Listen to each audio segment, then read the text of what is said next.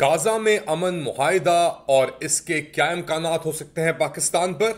Late Ali show you के इस episode में आपको बताऊंगा। Do like, subscribe and share this content. बात शुरू करते हैं आर्मी चीफ की जो गुफ्तगू हुई है बेसिकली करंट सिचुएशन को लेकर, सिक्योरिटी सिचुएशन को लेकर और दहशतगर्द हमले। हमने आपको बताया था कि आर्मी चीफ की मुलाकात हुई थी खैबर पख्तूनख्वा के अंदर गवर्नर से, केपी सीएम से, और उसके अंदर उन्होंने कहा कि हम ये जो दहशतगर्दी की लहर चल रही है अफगानिस्तान को निशाना बनाते हुए, इसके ऊपर हम बहुत गौर कर रहे हैं और कहा कि कोई भी एरिया किसी और के हाथ में पाकिस्तान का नहीं आने देंगे।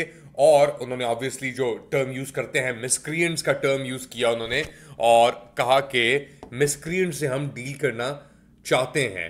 अब ये भी इसके साथ साथ कहा कि कोई लार्ज स्केल मिलिट्री ऑपरेशन की तवक्कुआत नहीं है इस वक्त।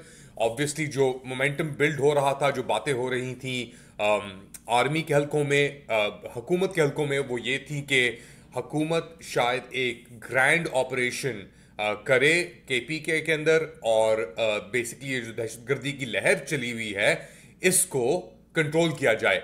आर्मी चीफ आसिम मुनीर ने नेशनल एक्शन प्लान के ऊपर भी बात की। वो ये कह रहे थे कि अब कंसेंसस मौजूद है सब सियासी जमातों के अंदर के दरमियान के नेशनल एक्शन प्लान को इम्प्लीमेंट किया जाए। अब ये नेशनल एक्शन प्लान किस तरीके से इम्प्लीमेंट होगा जब निज़ाम और स्टेट एक सियासी जमात के पीछे हाथ धो के पड़ा हुआ है। मगर लग रहा है थोड़ी चीज़ें चेंज हो रही हैं, क्योंकि अब विजिबली जिनको ये कहते थे डिजिटल दहशतगर्द, जिनको ये कहते थे सियासी दहशतगर्द, उन्हीं डिजिटल दहशतगर्दों और सियासी दहशतगर्दों के वफाकी नुमाइंदों के साथ ये बैठे हुए हैं, अली अमीन गंदापुर के साथ। और बेसिकली लग रहा है कि एक पेज टर्न हुआ है। अब वो कैसे टर्न हुआ है, आसिम मुनीर साहब को क्या दोबारा घसीट के दुनिया पे लेके आ गया है, हमें ये नहीं पता। मगर एक बात जरूर वाज़ेह है, जिस तरीके से ये बंदूकबंदी या सीज फायर या मुआहिदा जो हुआ है, अमन मुआहिदा होने जा रहा है इजराइल और हमास के दरमियान, और जिस तरीके से अमेरिका का किरदार इसके अंदर बहुत वाज़ेह हुआ है, एक बात हमें सामने अब नजर आ रही है। वो बहुत क्लियर बात है कि अगर तो नेतन्याहू साहब के ऊपर इतना प्रेशर डाल के, और वो हम जानते हैं कितने बड़े दियों हैं, कितने बड़े जिन हैं इस पूरे निज़ाम के, ग्लोबल निज़ाम के। अब क्योंकि एक तो हर्डल हो गया है ना, ये इंटरनेशनल जो क्राइसिस होती हैं ये एक तरीके से हर्डल्स होती हैं। हर्डल्स भी होती हैं, पिटफॉल्स भी होते हैं, और अपॉर्चुनिटीज भी होती हैं। एक अगर मोहरा, इतना अहम मोहरा भी नहीं कह सकते, वो तो एक अपना यानी part of the core committee आप कह लें, बिशप हो गया, किंग क्वीन, उस लेवल के ये का एक कैरेक्टर है नेतन्याहू। अगर इसको लगाम दी जा सकती है तो फिर आसिम मुनीर क्या शय है। और अब खुल के सामने आने का वक्त जो है वो आ गया, क्योंकि लेस देन अ वीक, एक हफ्ते से कम दिन रहते हैं डोनाल्ड ट्रंप की इनॉग्रेशन को, उनके जब वो ओहदा उठाएंगे। और जिस दिन उन्होंने उठा लिया उसकी डेडलाइन तो उन्होंने दी हुई थी एक के मिडल ईस्ट को, कि अगर ये अमन मुआहिदा नहीं हुआ तो मैं तबाही मचा दूंगा, तबाही फेर दूंगा मैं मिडिल ईस्ट के ऊपर। ये बेसिकली उनका एक थ्रेट थी जो उन्होंने दी थी। और उसके बाद जो जिस तरीके से, जिस तेज़ रफ्तारी से चीज़ें मूव हो रही हैं मशरक़ वस्ता में, वो हम जानते हैं और हमारे सामने नज़र आ रहा है। वो डील जो नेतन्याहू डिले कर रहा था, डिले पे डिले कर रहा था, डिले पे डिले कर रहा था, वो अब चंद दिनों के अंदर मुमकिन हो सकती है। इसका इम्पैक्ट पाकिस्तान में बहुत आएगा, और इसका इम्पैक्ट स्पेसिफिकली आएगा पाकिस्तान की जो खारजा पॉलिसी है उसके ऊपर, क्योंकि अब पाकिस्तान एक स्क्वीज के अंदर जा रहा है। इंटरनल तो स्क्वीज थी ही, अब एक्सटर्नल स्क्वीज भी शुरू हो जाएगी। और हम जानते हैं इंडिया, अफगानिस्तान, ईरान एक ब्लॉक बन के सामने इमर्ज हो रहे हैं पाकिस्तान की जो ट्रेडिशनल बैकिंग थी अमेरिकी मिलिट्री के थ्रू, अब वो भी शायद एक स्पॉटलाइट के अंदर आएगी। खतरे में तो है वो ऑब्वियसली, बट एक जो स्पॉटलाइट है और हाईलाइट जो की जा रही है सब चीज़, ये भी हमारे सामने। मैं पहले भी जिक्र कर चुका हूँ चाइना का।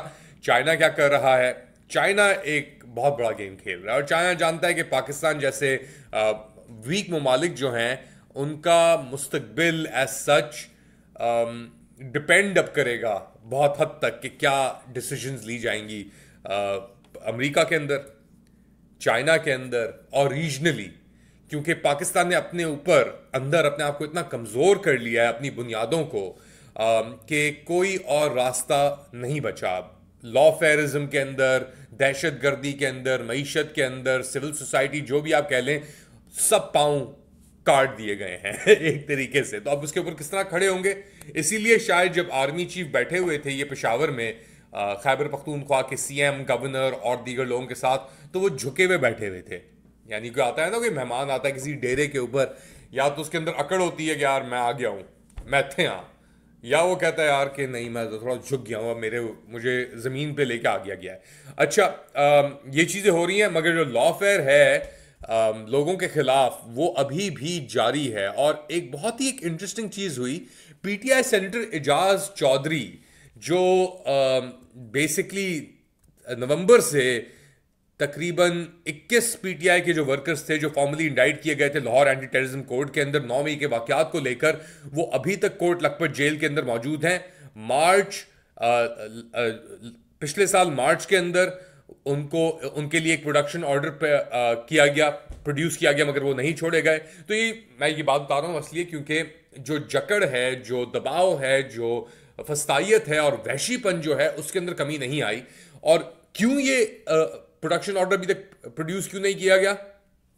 यूसुफ रज़ा गिलानी जो हमारे चेयरमैन सेनेट हैं, उनकी जुबानी सुने। मैंने प्रोडक्शन ऑर्डर जारी कर दी, लेकिन सर क्या पंजाब सर क्या कोर्ट लखपत का पार्लियामेंट नहीं है सर, अभी तक इम्प्लीमेंटेशन नहीं हुआ ना। देखें अभी हाउस में हम जा रहे हैं, लेट देम स्पीक, फिर उसका जवाब। सर क्या superintendent of the jail, sir क्या कोर्ट लखपत जो जेल के जो सुप्रिटेंडेंट है वो चेयरमैन सेनेट से ज्यादा पावरफुल है? देखें वो minister will be present in the house. चल।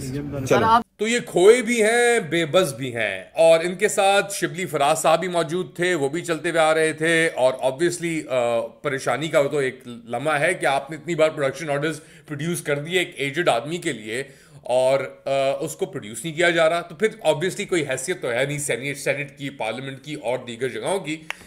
बट डेफिनेटली अब चीज़ें आहिस्ता आहिस्ता मेरे ख्याल से थोड़ी तब्दीली की तरफ जा रही हैं। जो टोन है लोगों की, उसके अंदर भी चेंज आ रहा है। मगर जो वो होता है ना कि आप माइंडसेट आपका चेंज हो जाए, मगर जो आपके अंदर कुव्वत होती है किसी चीज़ को छोड़ने की, वो नहीं छूटती। फॉर एग्जाम्पल ये 190 मिलियन पाउंड का केस है, इसके ऊपर भी बात की है अलीमा खान ने, अपने कमेंट्स दिए हैं कि क्यों अभी तक इसका फैसला नहीं आया, क्या हो रहा है इस केस के साथ। तोशिखाना केसेस हैं, इद्दत का केस का हो गया, मगर ये जो स्पेसिफिक केस है 190 मिलियन पाउंड अलकादिर ट्रस्ट का, इसके ऊपर बात कर चुका हूँ पहले भी मैं, ये क्यों नहीं हो रहा। तो अलीमा खान की जुबानी सुने, वो अपने भाई से मुलाकात करके आई, क्या हुआ उसके बाद। मलिक रियाज ने रिश्वत दी थी हसन नवाज को, और वो कैसे दी थी कि उसकी कोई जो भी अपार्टमेंट उन्होंने मलिक रियाज ने लंदन में हसन नवाज की खरीदी, वो उन्होंने कोई 2 या 3 गुना ज़्यादा उसकी कीमत अदा कर दी। इसका मतलब ये रिश्वत के पैसे थे, और लिए किसने? हसन नवाज ने। और इसके लिए नवाज शरीफ को जवाब देना चाहिए। जी, तो चीजें फंसी हुई हैं, चल भी रही हैं चीजें, और मगर जो निजाम था उसने कहा यार कि मैं इसको छोड़ दूंगा, तो मैं तो गया। और वाकई ही में क्योंकि इतना प्रेशर, इतना मोमेंटम अब बिल्ड होने जा रहा है, बिल्ड हो चुका है कि किधर जाके ये निज़ाम खड़ा होगा। एक और इंटरेस्टिंग चीज़ यहाँ पे 9 मई के वाकयात को लेकर जो कोर कमांडर हाउस के ऊपर जो चीज़ हुई थी, उसके ऊपर जो सुप्रीम कोर्ट के अंदर हियरिंग हो रही है, इसको डिटर्मिन करने के लिए कॉन्स्टिट्यूशनल बेंच जो जस्टिस अमीनुद्दीन खान, जो बेसिकली एक मिलिट्री बेंच आप इसे समझ लें, वो है। तो उसके ऊपर है जस्टिस हसन अजहर रिजवी, और उन्होंने एक गूगली मारी है बेसिकली हुकूमत वक्त की तरफ। उन्होंने कहा है कि चले मान लिया कि ये 9 मई का जो सान्हा था, ये बहुत बड़ा एक सान्हा था, और ट्रायल्स जो हो रही है मिलिट्री कोर्ट की, उसके ऊपर हम बात करें कि ये आइन के मुताबिक है कि नहीं है। मगर अगर तो अटैक हुआ, और अटैक हुआ, तो क्या ये सिक्योरिटी ब्रीच नहीं थी? बहुत एक अहम सवाल पूछा है जस्टिस हसन रिजवी ने कि ये क्या सिक्योरिटी ब्रीच नहीं थी, और अगर थी ये सिक्योरिटी ब्रीच तो ये क्यों हुई। ये बेसिकली एक तरीके से बॉल उनके कोर्ट के अंदर डाल दी गई है दोबारा। Things are moving very fast. बहुत तेजी से अब चीजें चल रही हैं और तेजी पकड़ेंगी, क्योंकि अभी एक हफ्ते बाद जो इनॉग्रेशन होगी उसका अपना एक इम्पैक्ट आएगा, उसका एक अपना एक वेट होगा, वेटेज होगी, जिससे चीजें अब तब्दीली की तरफ बहुत तेज रफ्तारी से बढ़ना शुरू होंगी। आप क्या समझते हैं? बताएं मुझे कमेंट सेक्शन के अंदर। मैं अभी भी नहीं समझता कि इमरान खान रिलीज होने वाले हैं जल्द, मगर क्योंकि जो मिडल ईस्ट के अंदर चीजें तेज रफ्तारी से चल रही हैं, ऑब्वियसली थोड़ा बहुत तो एक इंसान उसको काउंट करेगा कि क्या हो रहा है। Do like and subscribe, comment करते रहें, अपना ख्याल रखें। अगले कुछ हफ्ते बहुत इंटरेस्टिंग होंगे और मैं आपके लिए कवरेज कोशिश करूंगा कि जितनी जल्दी और तेजी से लेके आ सकूं लेके आता रहूंगा। अल्लाह हाफिज।